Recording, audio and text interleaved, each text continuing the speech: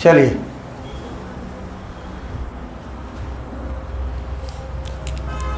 अलाउद्दीन खिलजी।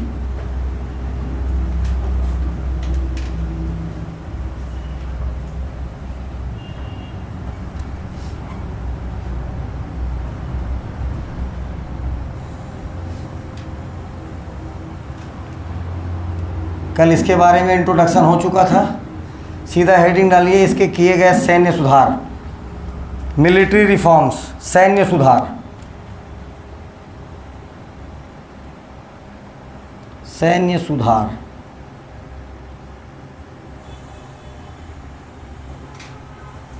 अभी तक सेनाओं को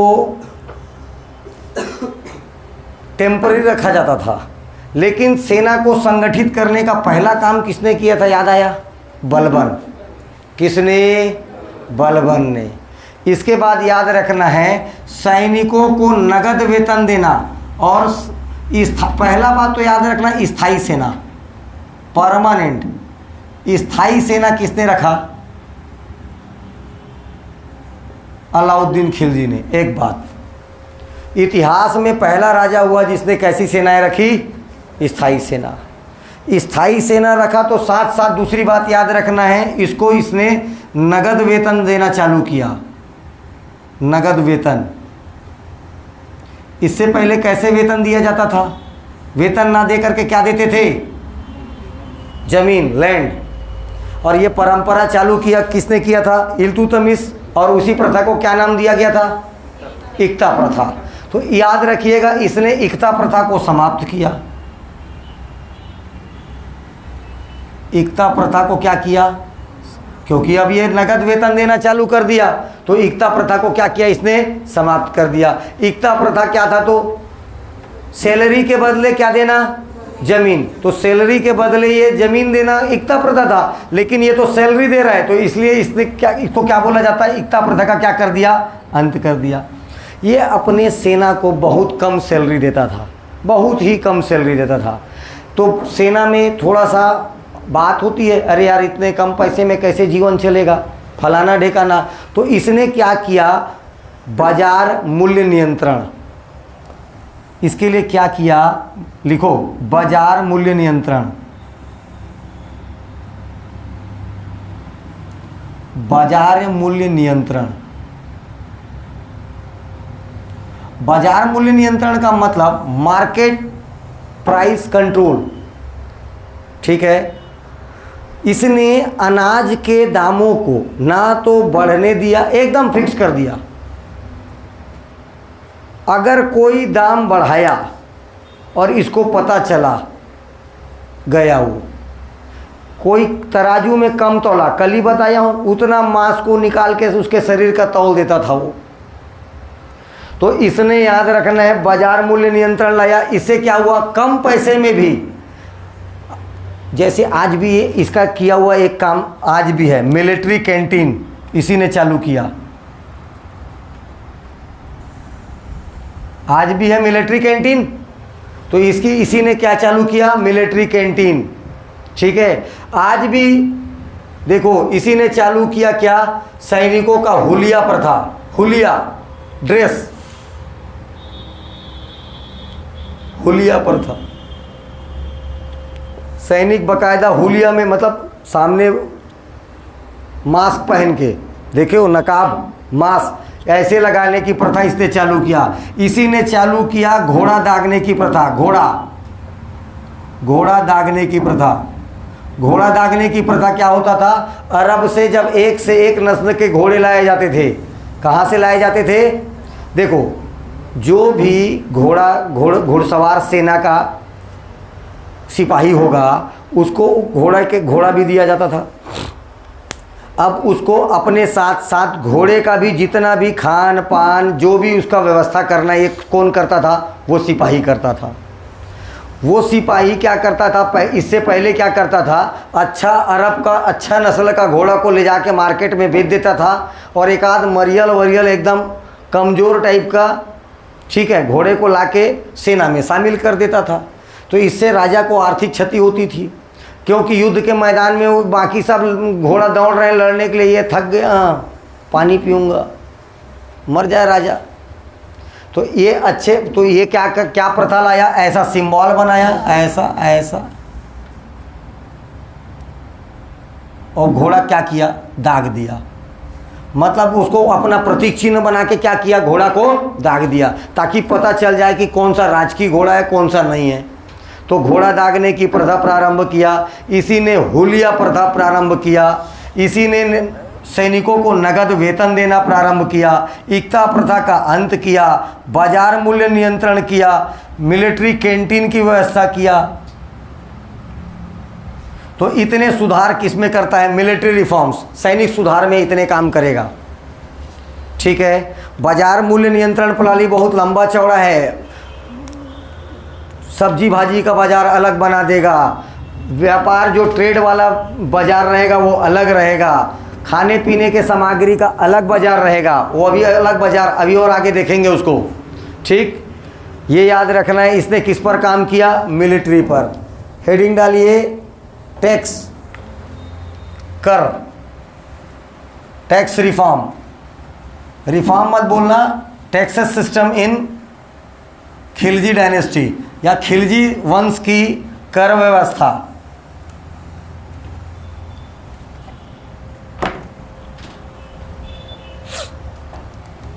कर प्रणाली।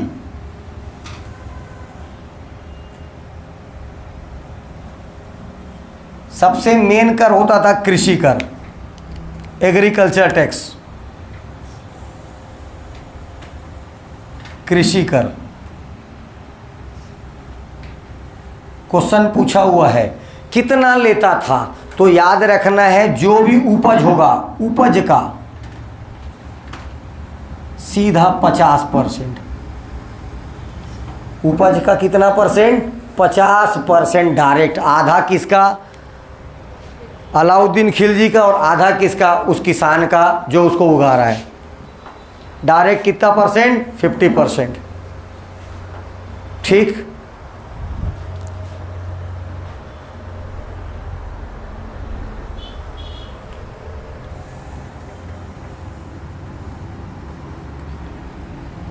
ये एक सबसे बड़ा कर था, एग्रीकल्चर कर। इसके बाद आपको 6 अलग प्रकार के कर याद रखना है, लाइन से बता रहा हूँ। पहले तो उसको लाइन से ऐसा बोल, ये देखो ये अलग हो गया, इसको हटा दो। कृषि कर सबसे मेन कर था, ये उपज का कितना परसेंट लेता था, 50%। इसके बाद जो 6 कर बता रहा हूँ आपको, लाइन से याद रखना है उसका नाम, वैसी का वैसी याद रखना है। पहले नाम याद रखिए, फिर वो कर याद हो जाएगा।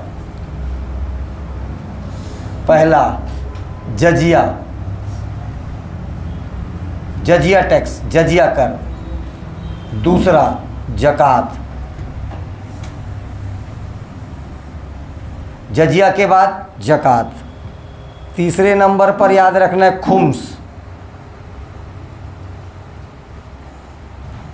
चौथे नंबर पर याद रखना खिराज।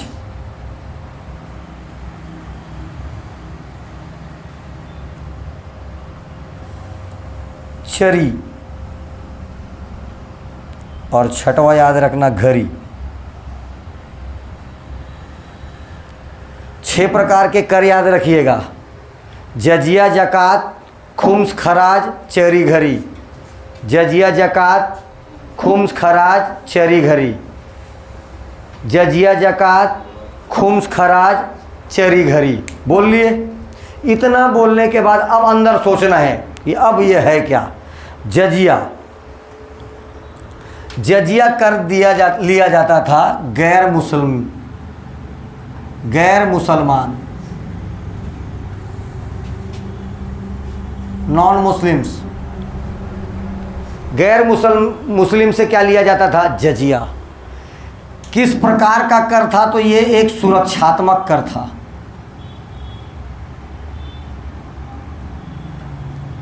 किस प्रकार का कर था, तो ये एक प्रकार का मैं आपकी रक्षा करूंगा, सेफ्टी दूंगा, सेफ्टी। किस प्रकार का कर था, ये सेफ्टी देने के लिए, यह सुरक्षात्मक कर था। इस कर से 5 लोगों को दूर रखा गया था। इस कर से कितने लोगों को दूर रखा गया था, 5 लोगों से नहीं लिया जाता था। 5 को ध्यान से याद रखना है, बच्चा, बूढ़ा, बच्चा और बूढ़ा, विकलांग, तीसरे नंबर पर विकलांग, चौथे नंबर पर महिला और पांचवें नंबर पर ब्राह्मण। पांचवा कौन? ब्राह्मण। इतने लोगों को जजिया कर से मुक्त रखा गया था। जजिया कर, जजिया कर गैर मुस्लिम्स से लिया जाता था, नॉन मुस्लिम्स या गैर मुसलमानों को क्या लगता था? जजिया कर। जजिया कर एक सुरक्षात्मक कर था, सुरक्षा देने के बदले ये कर लिया जाता था। दूसरा बात याद रखिएगा, इनसे 5 लोगों को क्या किया गया था? छूट दिया गया था। इन 5 से हमको जजिया कर नहीं लेना है। वो 5 कौन कौन है? तो बच्चे, बूढ़े, महिला, विकलांग और एक ब्राह्मण। क्योंकि ब्राह्मण खुद गरीब होता है, दान दक्षिणा में जीना खाने वाला है, उससे क्या लोगे? तो इन 5 को क्या रखा गया? दूर रखा गया। ठीक है। ज़कात ये केवल मुस्लिम को लगता था।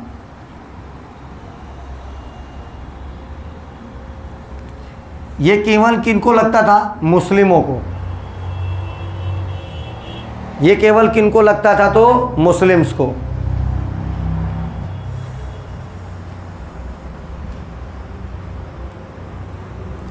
क्या था? तो याद रखिएगा, आज भी इसको मुसलमान लोग देते हैं, आज भी पटाते हैं।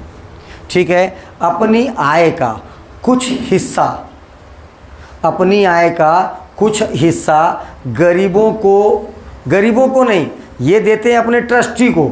तो अपने आय का कुछ हिस्सा मुसलमान ज़कात के रूप में हर साल देते हैं। ठीक है। ताकि क्या कर सकें, जैसे मान ले कोई दरगाह वरगाह है, कोई मस्जिद वस्जिद है, उसमें पेंटिंग वेंटिंग का काम हो सके, वहाँ पर जैसे गरीबों को खाना लंगर मतलब खाना वाना खिलाते हैं तो उस दिन खाना खा सकें। ठीक है। तो हर एक मुसलमान क्या पटाता है? ज़कात। आज भी पटाता है, लेकिन इसको आजकल विशेष तौर पर रमज़ान के महीने बस में पटाता है। पहले हर महीने पटाता था, अब विशेष तौर पर एक ही महीने पटाता है। कब? रमज़ान के समय। तो हो गया जजिया, फिर ज़कात। ठीक है। इसके बाद याद रखना खुम्स, खुम्स, कहीं कहीं खम्स मिलेगा। ये होता है जब देखो 2 सेनाओं का युद्ध होगा। जब भी कितनी सेनाओं का युद्ध होता है? अरे भाई जब लड़ाई होगी, जब भी का क्या होगा? लड़ाई होगा। एक पक्ष जीतेगा, दूसरा पक्ष हारेगा।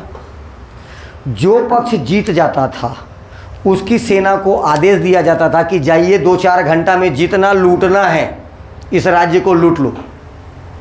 जाएंगे, फिर महिलाओं का एवर जेवर इधर उधर, उसके घर का पूरा आलमारी फालमारी सब जितना लूटना है उतना लूट के लाए। इस लूट में 1/5 भाग सैनिकों का, 1/5 भाग किसको मिलता था? सैनिकों को। और जो बच गया 4/5 भाग ये राजकोष में जमा हो जाता था। तो खुम्स क्या है?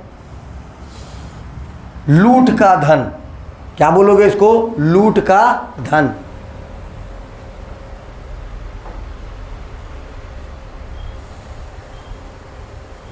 रॉबरी करने से जो मनी मिला, ठीक है, जो लूटने से मनी मिला, उसमें 1/5 हिस्सा किनको मिलता था? सैनिकों को। और 4/5 हिस्सा किनको मिलता था? राजकोष में जमा हो जाता था। ये है खिराज। ये लगता था मुस्लिम लोगों पर लगने वाला भूमि कर,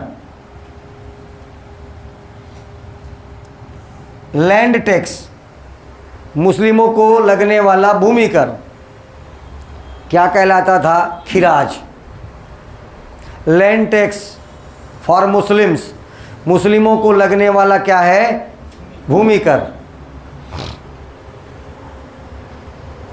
इसके बाद फिर याद रखना है चरी।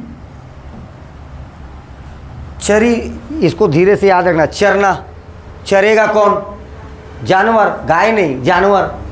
भैंस नहीं चरता, चरेगा ना।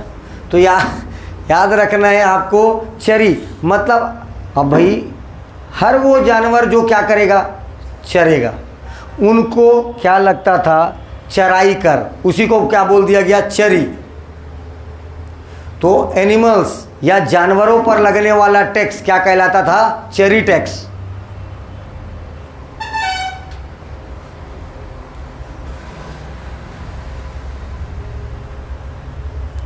इसके बाद याद रखना है घरी। घरी मीन्स घर, मकान, झोपड़ी। आज भी आप मकान टैक्स देते हैं, आज भी क्या पटाते हो आप लोग, मकान टैक्स। तो वैसे ही याद रखना है घरी। घरी का बोलने का मतलब मकान टैक्स। कौन सा टैक्स, मकान टैक्स। ठीक है, ये 6 टैक्स अलग से याद रखना है, उसके छोड़, किसके, कृषि कर के अलावा ये 6 कर और आपको याद रखना है। तो एक साथ बोलने है, जजिया, जकात, खुम्स, खराज, चरी, घरी, फट से याद हो जाएगा। ठीक, एक सांस में बोलना है, जजिया, जकात, खुम्स, खराज, चरी, घरी, तभी याद होगा। फिर सोचना क्या है। ठीक, इतने के बाद अब हेडिंग डालिए इसके, सैनिक अभियान या विजय अभियान, विक्ट्री। इसके जितने भी विजय अभियान थे,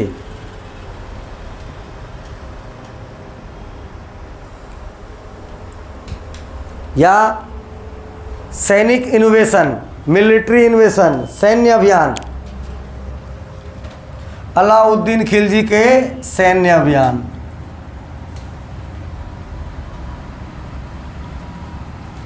अब सैन्य अभियान पढ़ना है तो इसके चारों मेन सेनापतियों को जानना पड़ेगा।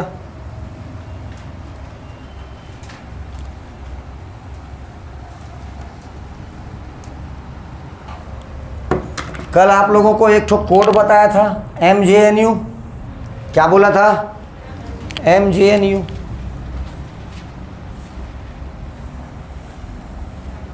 ये इसके 4 प्रमुख सेनापति। ठीक है, M से मलिक काफूर, मलिक काफूर। J से जफर खां, N से नुसरत खां,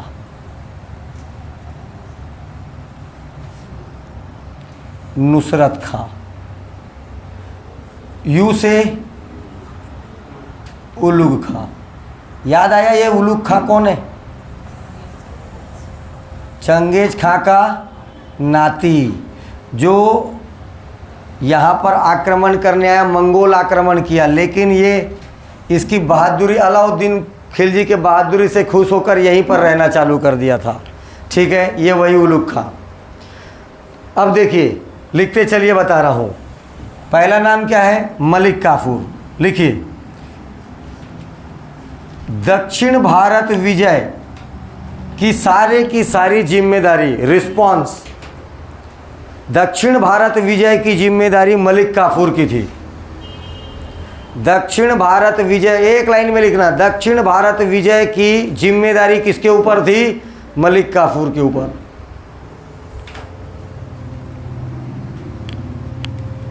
दूसरे नंबर पर जफर खां। तो याद रखना है, मंगोल आक्रमण से निपटने की जिम्मेदारी किसकी थी, जफर खां की। मंगोल आक्रमण को कौन संभालता, जफर खां।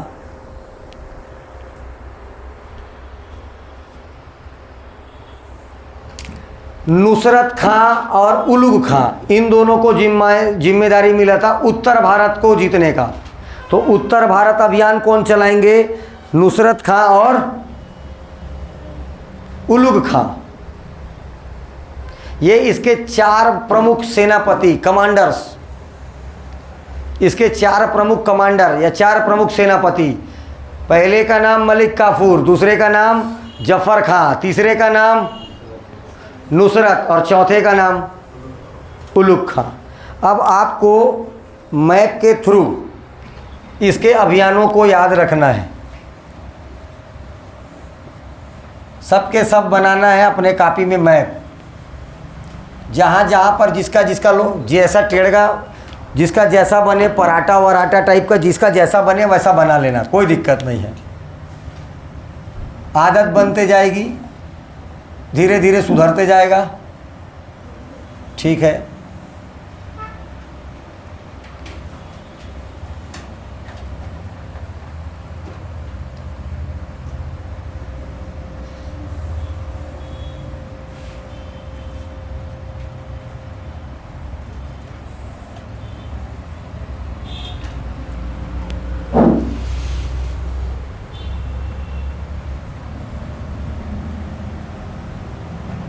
अलाउद्दीन खिलजी का विजय अभियान या सैन्य अभियान।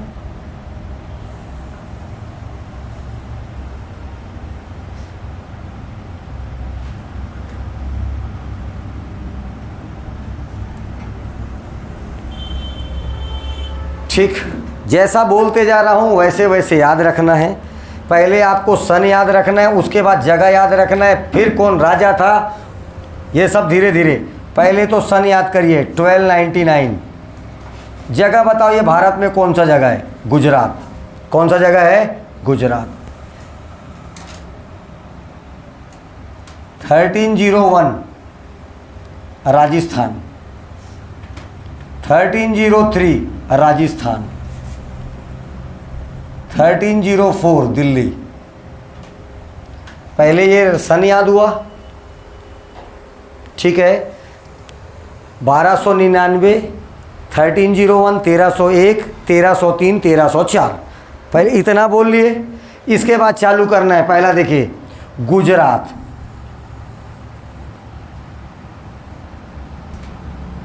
गुजरात यहां पर शासक था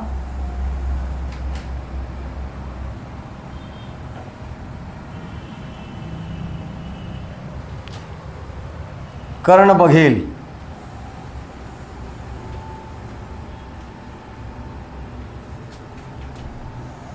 तेरह 1301 रणथंभौर।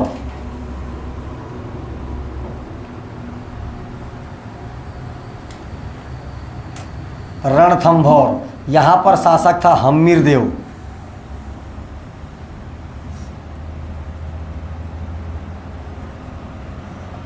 हम्मीरदेव। 1303 चित्तौड़।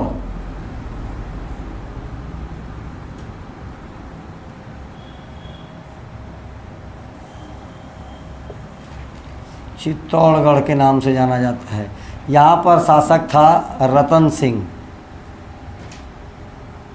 अरे रानी पद्मावती याद आया?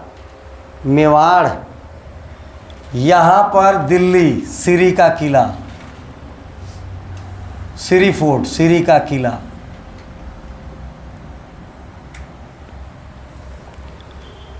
एक लाइन से याद हुआ। गुजरात कर्ण बघेल, 301 रणथंभौर हम्मीरदेव। इसके बाद 1303 चित्तौड़गढ़ रतन सिंह। चित्तौड़गढ़ में राणा रतन सिंह, गुजरात में कर्ण बघेल। यहाँ पर 1304 में ये बनाता है सिरी का किला। क्यों? क्योंकि बार बार इसके ऊपर इधर से कौन सा आक्रमण हो रहा है? मंगोल आक्रमण। कौन सा आक्रमण? मंगोल आक्रमण। बार बार इस पर मंगोल आक्रमण हो रहा है। इतना हो गया। अब आ जाओ दक्षिण भारत की तरफ। तो दक्षिण भारत में सबसे पहले ये महाराष्ट्र, दक्षिणी महाराष्ट्र, देवगिरी। पहले आप सन बोलिए। 1307-8 है, आप 7 ही याद रखो। 1307-8 भी याद रख लो भैया। ले 1307 देवगिरी। 1308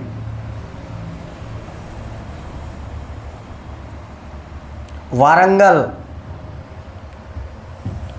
1309 द्वार समुद्र।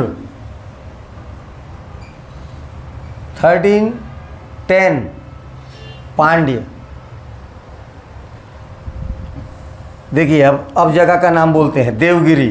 कौन सा जगह? देवगिरी।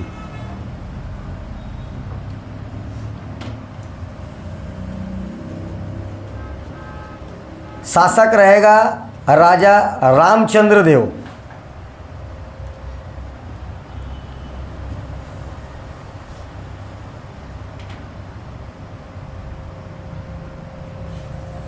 कौन रहेगा? राजा को छोड़ो, अभी तुम जगह जगह आ जाओ। देवगिरी एक, ये वाला जगह है तेरा वारंगल।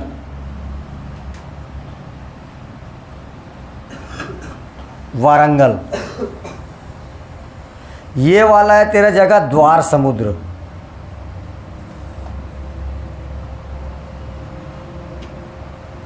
यहां से आपको राजवंश पूछेगा। ये वाला मलाबार रीजन, मलाबार रीजन। यहां से राजवंश पूछेगा आपको, तो यहां पर देवगिरी में था यादव वंश। कौन सा वंश? यादव वंश। वारंगल में काकती वंश, काकती वंश। द्वार समुद्र में होयसल वंश, और मलाबार यहां पर था पांड्य वंश।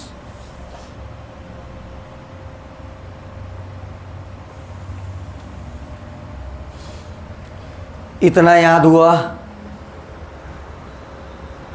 डायग्राम नहीं बन रहा है, आड़ा तिरछा जैसा बन रहा है वैसा बनाओ, कोई दिक्कत नहीं है, ठीक है। हाँ,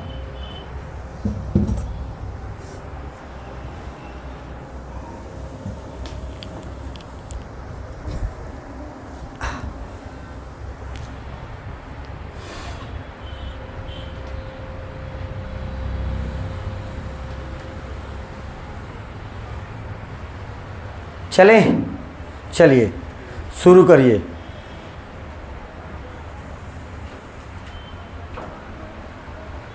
पहला,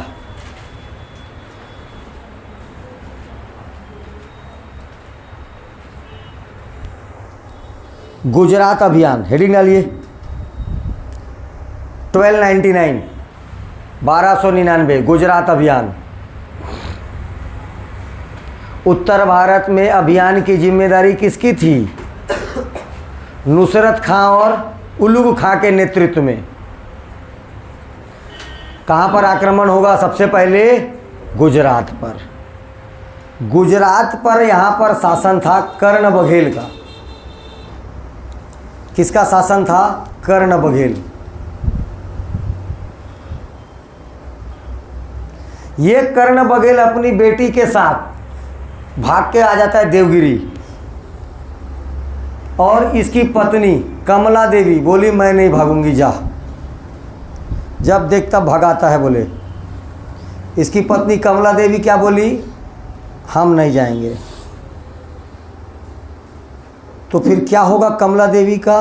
कुछ नहीं होगा, अलाउद्दीन उससे शादी कर लेगा, और उसकी कुछ प्रमुख रानियों में कमला देवी का भी नाम आएगा।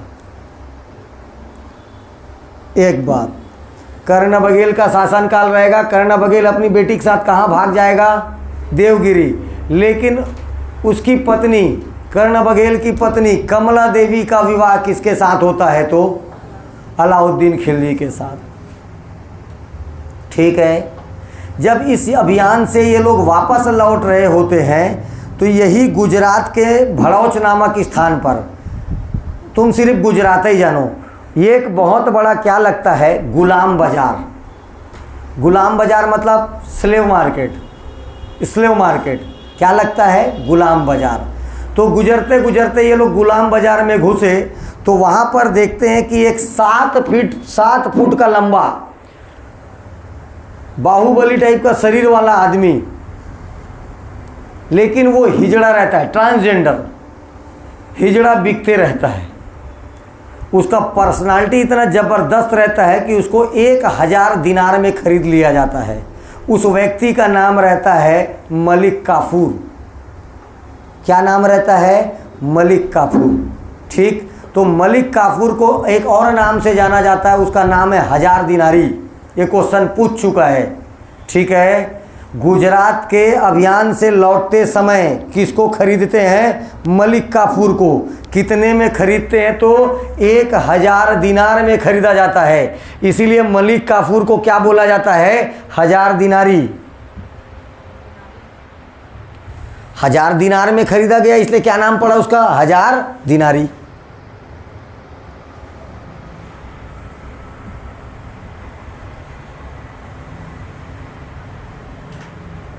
चले आगे।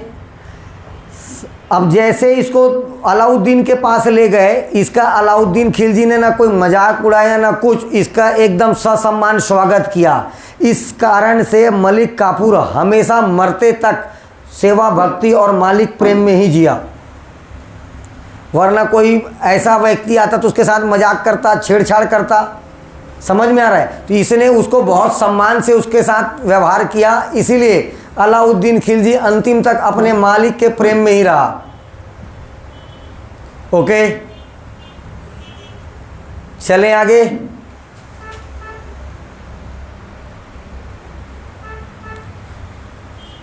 दूसरा देखो, इसी सेम समय में दूसरा मंगोल आक्रमण होता है। देखिए, टोटल अलाउद्दीन खिलजी के शासन काल में 6 बड़े और चुटुर चुटुर करेंगे, छोटे मोटे आक्रमण की बात करेंगे तो 27 बार मंगोलों का आक्रमण होता है। इसमें से आपको केवल परीक्षाओं में पूछा जाएगा 6, क्योंकि 6 बड़ा था। क्या था? 6 बड़ा। तो इसमें से मंगोलों का दूसरा आक्रमण अलाउद्दीन खिलजी के शासनकाल में होता है 1299 में, 1299। इस युद्ध में जफर खां इन मंगोलों को पूरा आखिरी तक पूरा खदेड़ देगा, लेकिन वापस लौटते समय जफर खां की मृत्यु हो जाती है। तो ये क्वेश्चन को कई बार पूछा हुआ है, अलाउद्दीन खिलजी के किस सेनापति की मृत्यु मंगोलों के आक्रमण से हुई या मंगोलों ने किया? तो याद रखना है जफर खां। 1299 में जफर खां की मृत्यु हो जाएगी द्वितीय मंगोल आक्रमण में। जबकि मंगोल आक्रमण से निपटने की जिम्मेदारी किसकी थी? उसने 1-2 बार पहले भी उनको खदेड़ चुका था, लेकिन इस बार जफर खां क्या हो जाता है? मारा जाता है।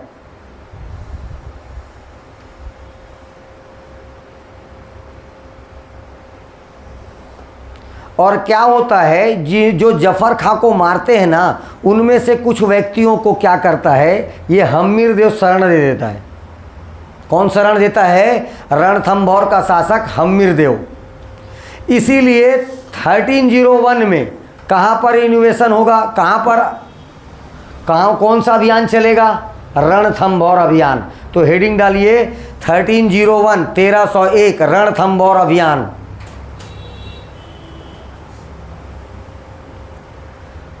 सीधा सन डालिए 1301 रणथंभौर इन्वेशन, रणथंभौर अभियान। चूंकि ये भी उत्तर भारत में है, कौन चलाएगा इसको? नुसरत खां और उलुग खां। नुसरत खां और उलुग खां। इसमें क्या होगा? कारण क्या था? हम्मीर देव का मंगोलों को संरक्षण देना, ठीक है, कंजर्वेशन ऑफ मंगोल्स, ये मंगोलों को संरक्षण दे देता है। ठीक, इसके कारण कौन सा अभियान होता है? तो रणथंभौर अभियान, ठीक है, 1301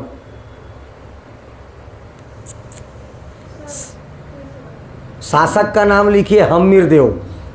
1301 में कौन सा अभियान होगा? रणथंभौर अभियान। रणथंभौर अभियान करेगा कौन? उत्तर भारत की जिम्मेदारी किसको किसको है? नुसरत खां को और उलुग खां को। इनोवेशन का कारण इसने किसको संरक्षण दे दिया था? मंगोलों को। किसको संरक्षण दे दिया था? मंगोलों को। इसलिए इस पर अभियान होगा। शासक कौन है? तो हमीरदेव। शासक कौन है? तो हमीरदेव। याद रखिएगा, इस युद्ध में नुसरत खां मारा जाता है।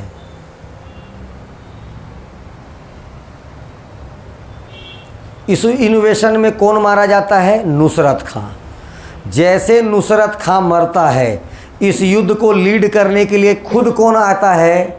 अलाउद्दीन खिलजी। नुसरत खां के मृत्यु के पश्चात अलाउद्दीन खिलजी इसको लीड करेगा। इसका नेतृत्व कौन करेगा? अलाउद्दीन खिलजी। और अलाउद्दीन खिलजी हमीरदेव की हत्या करेगा।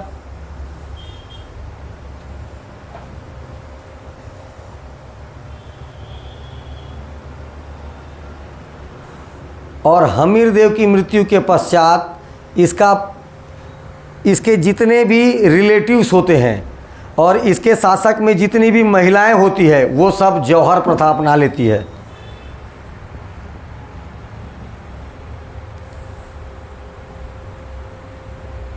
सभी की सभी महिलाएं क्या कर लेती है? जौहर कर लेती है।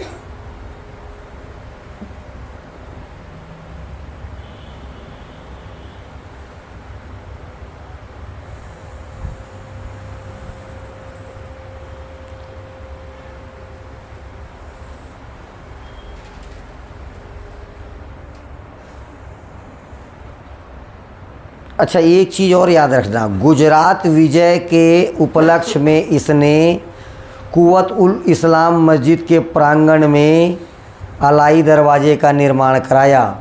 कहाँ पर है गुजरात अभियान? वहाँ पर लिखिए, गुजरात विजय के उपलक्ष्य में अलाउद्दीन खिलजी ने अलाई दरवाज़ा का निर्माण करवाया।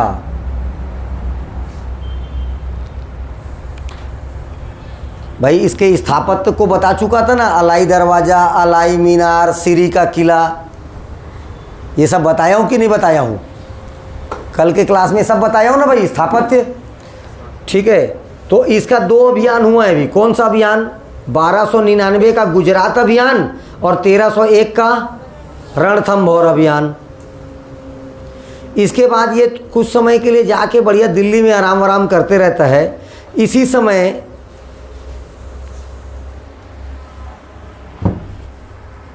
चित्तौड़गढ़, मेवाड़ से एक व्यक्ति पहुंचता है अलाउद्दीन खिलजी के दरबार में। अलाउद्दीन खिलजी के दरबार में कहाँ से एक व्यक्ति जाता है? चित्तौड़गढ़। राजधानी इनकी चित्तौड़गढ़, मेवाड़। इस पार मेवाड़ था, अरावली पर्वत के उस पार मारवाड़। ये सब तुमको जब मैप पढ़ाऊंगा, भारत का भूगोल में मैप पढ़ाऊंगा ना, तब बताऊंगा। वैसे 1-2 तो चैप्टर पढ़ाया हूँ तुमको मैप का, वैसे ही जब राजस्थान बताऊंगा तब बताऊंगा, मेवाड़ मारवाड़। ठीक है, चलिए अभी आपको याद रखना है, यहाँ से एक पंडित रहता है, पंडित जाता है किसके पास? अलाउद्दीन खिलजी के पास। क्योंकि ना उसका पद्मावती क्या करती है, उस पंडित का थोड़ा सा उपहास कर देती है, मजाक कर देती है, थोड़ा उसको बेइज्जती फील होता है। क्या फील होता है? बेइज्जती। बोले रुक, जितना तेरे को घमंड है तेरी खूबसूरती का, मैं तेरे निकलवाता हूँ। बोले तो ये सीधा पहुँच जाता है अलाउद्दीन खिलजी के पास। किसके पास पहुँचता है? अलाउद्दीन खिलजी को बताता है, अरे महाराज आप क्या जानोगे, क्या ये सबको देख रहे हो तुम?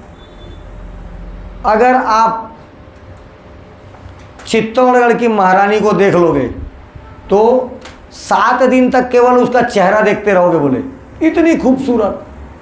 अलाउद्दीन खिलजी आए, फिर से बोले इतनी खूबसूरत है कि अगर आप उसको देखोगे तो 7 दिन तक तो नजर ही ना, पलक नहीं झपकाओगे। बोले अलाउद्दीन खिलजी लारवार टपक गया है, ऐसा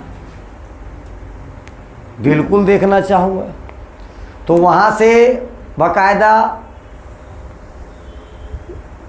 संदेश भेजवाया कि दिल्ली के सुल्तान अलाउद्दीन खिलजी किसको देखना चाहते हैं? एक बार पद्मावती को। अब वो चेप्टा मुँह का राणा रतन सिंह पढ़ा लेटर को, अरे अपना हीरो रे,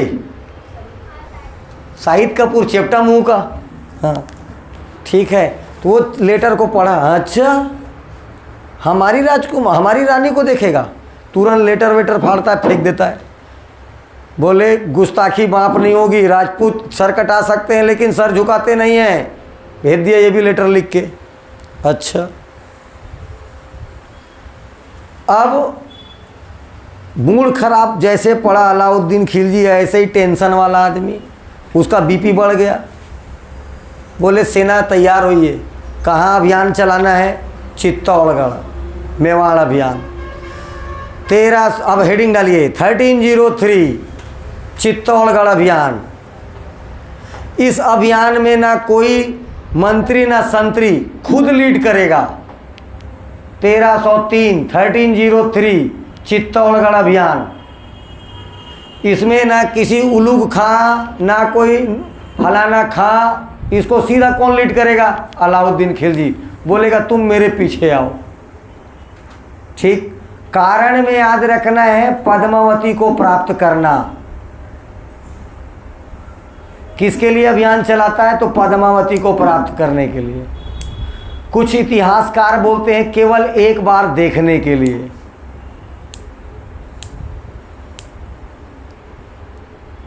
तो बोला जाता है कि इसको एक कुंड उंड बनाया जाता है, उससे दिखाया जाता है पानी के परछाई से। किसे दिखाया जाता है? अलाउद्दीन खिलजी को उसके ले दे के तैयार होके कई लोग को गिरफ्तार कर लेता है, ऐसा वैसा। तो उसको ना जल प्रतिबिंब दिखाते हैं, वाटर इमेज। क्या दिखाते हैं? जल प्रतिबिंब, वाटर इमेज दिखाते हैं। और देख के सठिया जाता है कौन?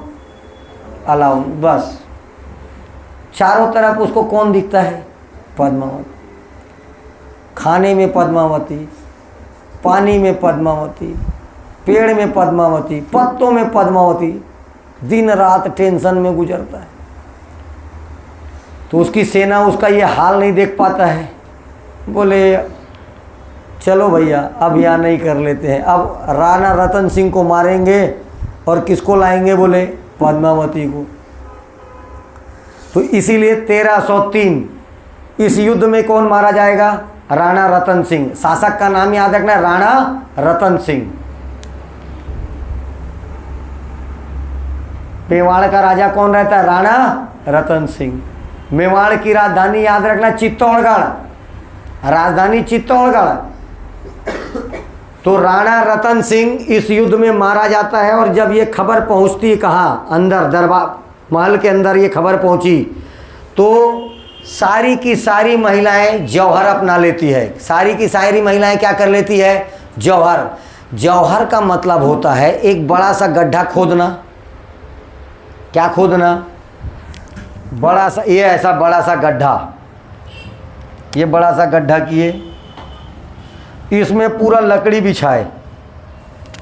ये लकड़ी, पूरा लकड़ी बिछाए, पूरा एकदम सुहागन ड्रेस में, सब आरती वारती लेके। अब ये देखो इस पर लगाया जाएगा आग। आग ऐसे लाल कलर से निकाल देता हूं। क्या निकल रहा है इसमें? आग। और एक के बाद एक टप टप कूदेंगे।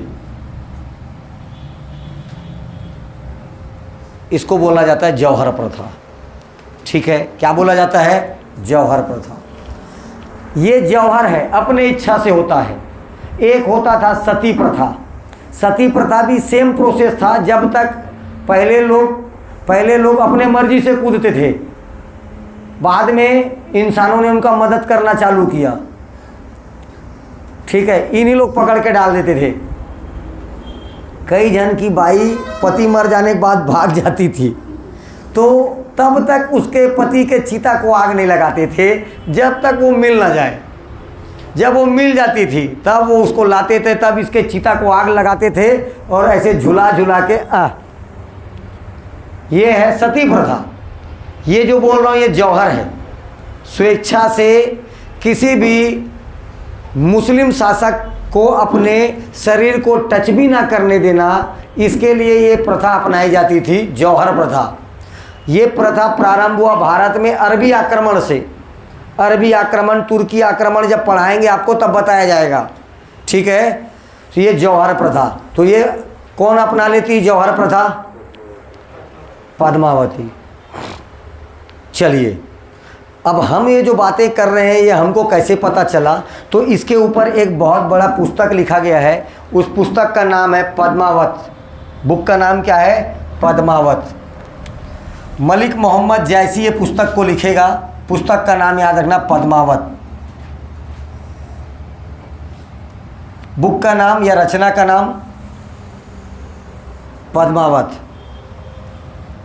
लिखने वाले का नाम मलिक मोहम्मद जैसी। मलिक मोहम्मद जैसी, इसने इस बुक को लिखा 1540 में, 1540।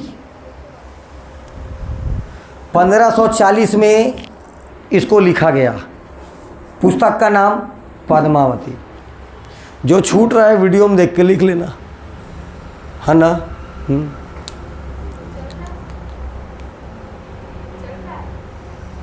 बंद है? लोल, ठीक है।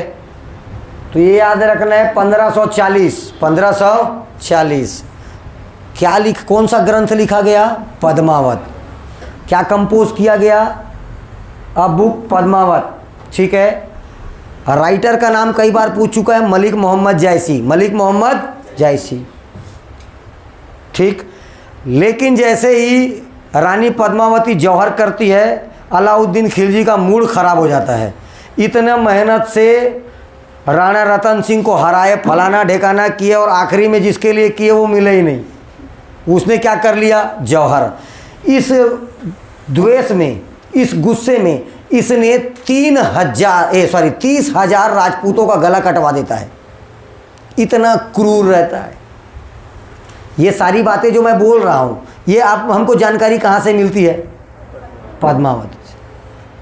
बुक का नाम बता रहा हूँ, पद्मावत, ठीक। जब इस इनोवेशन से ये वापस जाते रहता है, हाथ में आया क्या? कुछ नहीं। बाबा जी का तंबूरा, क्या आया? तंबूरा। अब वापस लौटते रहता है, तो वापस लौटते रहता है तो तृतीय मंगोल आक्रमण, थर्ड टाइम में इनोवेशन हो जाएगा। मंगोलों का आक्रमण होगा 1303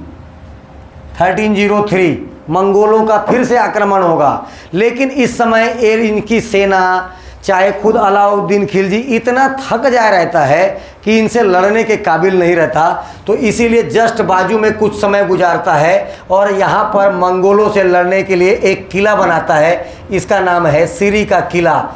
1304 में एक किले का निर्माण कराएगा। इस किले का निर्माण कराएगा मंगोलों से लड़ने के लिए। इस फोर्ट का नाम है सिरी का किला, फोर्ट ऑफ सिरी, सिरी का किला।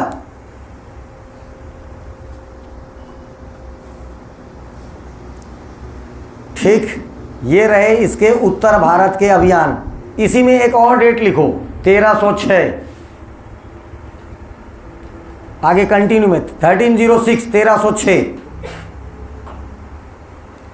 1306 में छठवीं बार मंगोलों का आक्रमण होगा, छठवीं बार।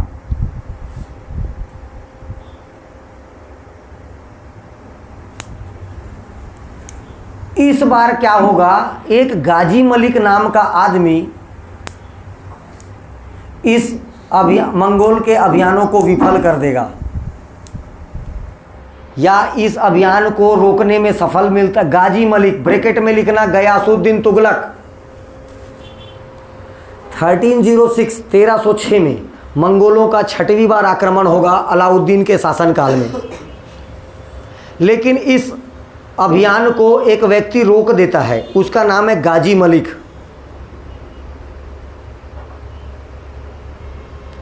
गाजी मलिक, ब्रैकेट में लिखना गयासुद्दीन तुगलक, गयासुद्दीन तुगलक, ठीक है।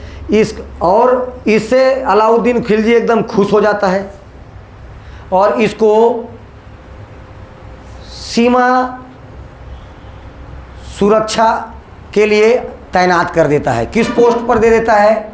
सीमा सुरक्षा के पोस्ट पर तैनात कर देता है। बॉर्डर गार्ड, सीमा सुरक्षा के लिए किसको तैनात कर देता है? गाजी मलिक को।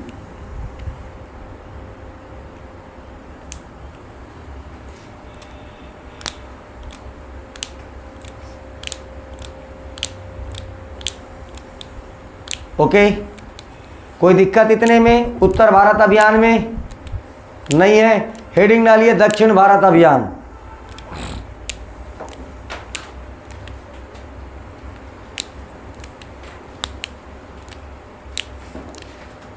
सबसे पहला बात तो ये याद रखना है, मेन हेडिंग डालना है दक्षिण भारत अभियान। साउथ इंडिया इनोवेशन होगा दक्षिण, क्योंकि ये देखो दक्षिण भारत को ये कब से जीतना चाह रहा था? जब से इसको फिरोज तुगलक भेजा था देवगिरी, याद आया? तब से ये किसको जीतना चाहता था? दक्षिण भारत को जीतना चाहता था। कल का वीडियो नहीं डला है, डलेगा तो पहले पार्ट 4 देखना, उसके बाद पार्ट 5 देखना। 1 2 3 डल चुका है। ठीक, चलिए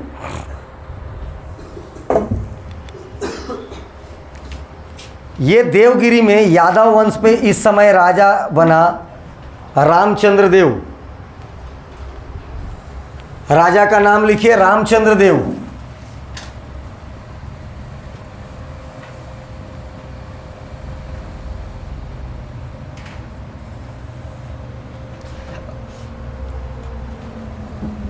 इससे पहले देवगिरी पर आक्रमण हो चुका था 1296 में आक्रमण किया था अलाउद्दीन खिलजी, याद आया? रामचंद्र, अच्छा 1296 में इस पे आक्रमण किया, धन दौलत लूटा देवगिरी पर, धन दौलत लूटा और बोला हर साल तुम टैक्स देते रहना, मैं जा रहा हूँ। तो हर साल टैक्स के लिए किसको मना लेता है? देवगिरी को। देवगिरी पर किसका शासन रहता है? तो यादव वंशों का। लेकिन इसी वंश में आगे चल के एक राजा हुआ, इसका नाम है रामचंद्र देव। जैसे रामचंद्र देव शासक बनता है, इसने 1305, 1306 इसमें टैक्स भेजना बंद कर देता है। इसी कारण इस पर क्या होगा? आक्रमण किया जाएगा। और दक्षिण भारत में आक्रमण की जिम्मेदारी किसकी है? मलिक काफूर। मलिक काफूर देवगिरी पर अटैक करेगा 1307।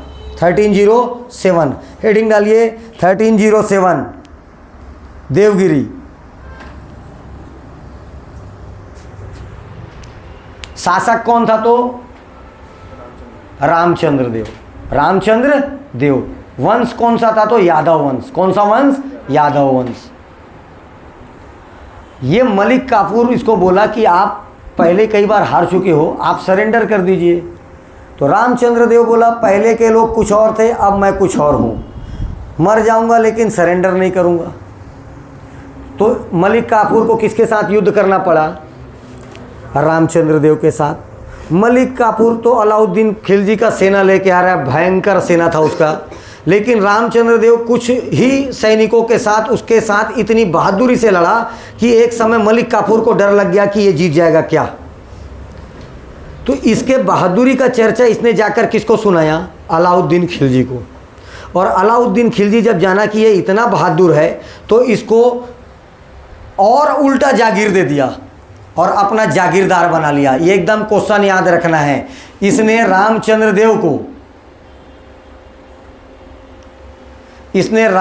देव को अपना जागीरदार बना लिया। क्या बना लिया? तो जागीरदार बना लिया। ये क्वेश्चन याद रखिएगा, ये क्वेश्चन आता भी है। इसके बहादुरी से खुश होकर इसको क्या बना लेता है? अपना जागीरदार बना लेता है।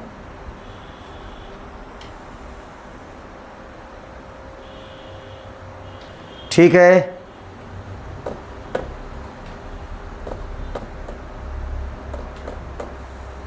और इसके साथ मित्रता करेगा।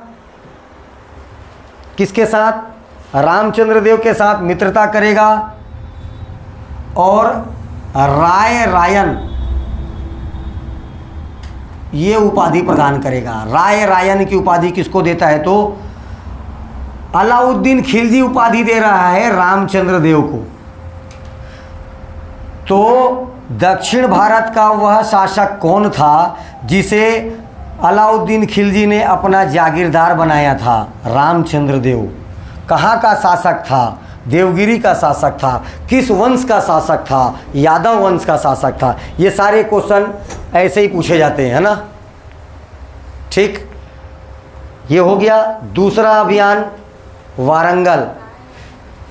राय रायन, राय रायन, वारंगल अभियान।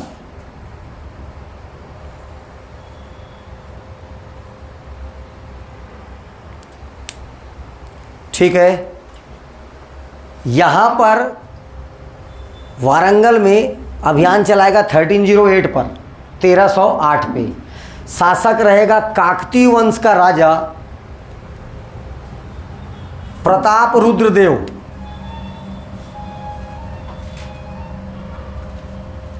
प्रताप रुद्रदेव इसका शासन रहता है। प्रताप रुद्रदेव को जैसे पता चलता है मलिक काफूर दरवाजे में खड़ा है, ये भाई साहब कोहिनूर का हीरा, नाम सुने हो? कोहिनूर, तेलंगाना पढ़ा चुका हूँ शायद तुम लोग को, है ना। तो ये कोहिनूर का हीरा और अपना एक मूर्ति जिसको किससे जकड़ा हुआ था? सोने के जंजीर से। किसको दान करता है या किसको भेंट करता है? मलिक काफूर को। मतलब ये क्या कर लेता है? अलाउद्दीन खिलजी की अधीनता को क्या करता है? स्वीकार कर लेता है। एक लाइन में लिखिए, 1309 काकतीय वंश, प्रताप रुद्रदेव का शासन, वारंगल, कोहिनूर का हीरा और साथ में याद रखना है आपको अपना एक मूर्ति जिसको सोने की जंजीर से जकड़ेगा, चारों तरफ सोने की जंजीर से जकड़ेगा और किसको भेंट कर देता है? मलिक काफूर को। और इसका मतलब क्या होता है? इसने किसकी अधीनता स्वीकार कर ली? ठीक, और इसका अलाउद्दीन खिलजी का एक सबऑर्डिनेशन या सबऑर्डिनेट बनकर ये शासन करते रहता है।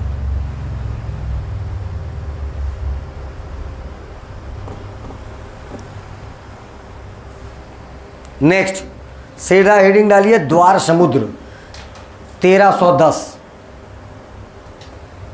ये रहा द्वार समुद्र। आपको बता चुका हूं कौन सा वंश यहां पर? होयसल वंश।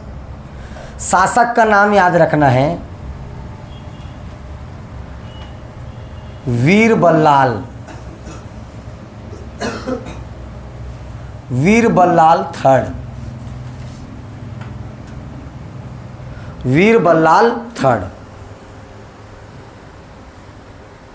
क्वेश्चन क्या पूछेगा सुनिए। अलाउद्दीन खिलजी जीते जी कभी भी द्वार समुद्र या होयसल वंश को कभी जीत नहीं पाया। इनिशियली जीत गया, लेकिन जब तक इसकी राजधानी द्वार समुद्र को नहीं जीतेगा तब तक तो जीता हुआ नहीं माना जाएगा। तो जीतना चाहता था लेकिन अपने जीते जी कभी भी द्वार समुद्र को नहीं जीत पाया। ये क्वेश्चन पूछा जाता है। ठीक है, अलाउद्दीन खिलजी अपने जीते जी किस जगह को नहीं जीत पाया? तो द्वार समुद्र याद रखना। कौन सा जगह? द्वार समुद्र।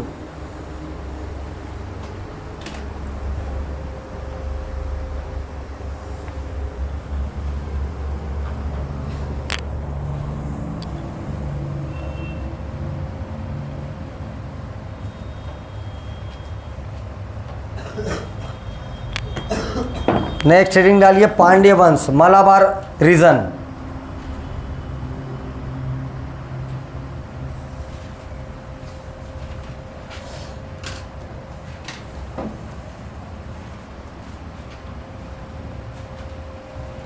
यहाँ पर ऑलरेडी ये दो भाइयों के बीच में झगड़ा चल रहा था कि सत्ता या पावर किसके हाथों में जाए, सुंदर पांड्य और वीर पांड्य। इसमें से सुंदर पांड्य हार जाता है और वीर पांड्य जीत जाता है। ये दोनों का आपस की लड़ाई थी, ठीक है। लेकिन ये सुंदर पांड्य जाके जैसे हारता है, ये मिल जाता है मलिक काफूर से। बोला भाई मेरे को ये जगह दिलवा, तेरे को क्या चाहिए मैं तेरे को दूंगा। तो सुंदर पांडे जाके किससे मिल जाता है? मलिक काफूर से। और मलिक काफूर सुंदर पांडे के साथ मिलकर इस पांडे वंश के ऊपर अटैक करते हैं। कब करते हैं? तो 1311 में, 1311।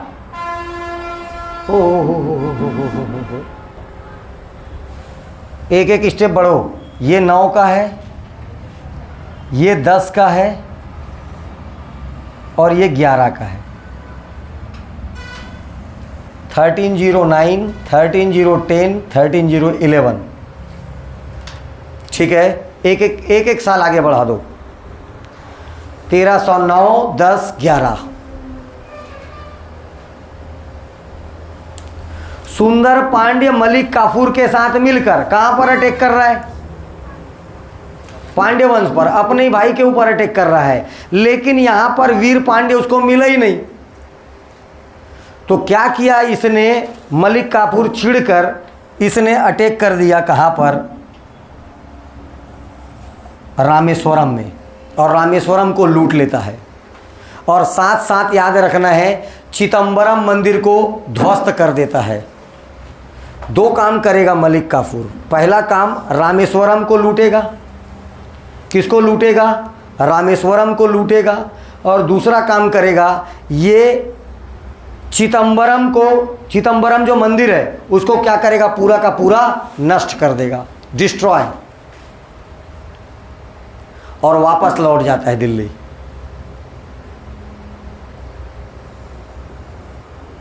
ये इसके अभियान याद रखना है अलाउद्दीन खिलजी के। अभी भी बहुत कुछ बचा इसमें ना। हाँ, अभी तो अमीर खुसरो बताया ही नहीं हूँ। ठीक है, अभी इसमें अमीर खुसरो दुनिया बचा हुआ है। इसका तो अभी बाजार व्यवस्था नहीं बताए हैं। ठीक, इतना याद रखना है इसके विजय अभियानों में। बाकी क्लास कर लेते हैं। ठीक।